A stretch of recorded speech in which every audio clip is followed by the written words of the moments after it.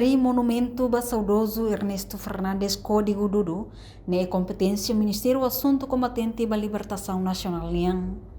Vice-Primeiro-Ministro Mariano Sanami Sabino hato assunto ne ba jornalista Sira foi assina acordo ho UNICEF e a Salão Leadership City 8 sexta-feira Loroncia Fulang Maio tinang ne.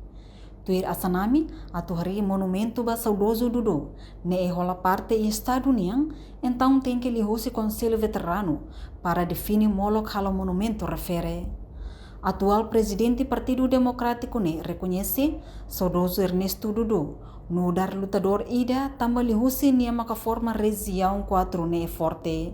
Que você conselho agora que é conselho veterano na desira mas tem que definir você da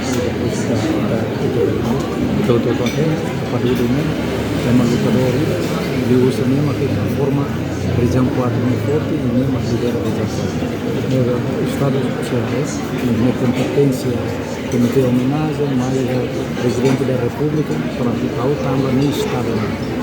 Nós, no presidente do Partido Democrático Nacional, digamos, vice-presidente do Partido Democrático Nacional, mas a Padudu não aceita estado.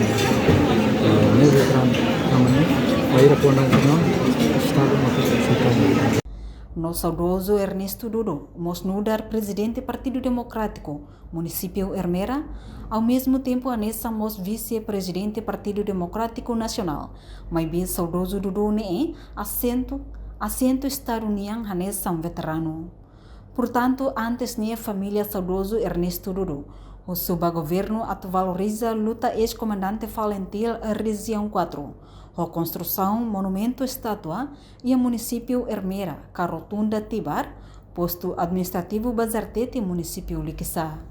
Reportagem Beatriz Belo, televisão Timor Post. Janela informação ba emogoto. Atua tem informação atual dia kliu, kita haluha, haneham botão subscribe, like, halo comentário no fahe tutang ba media sosial hotu.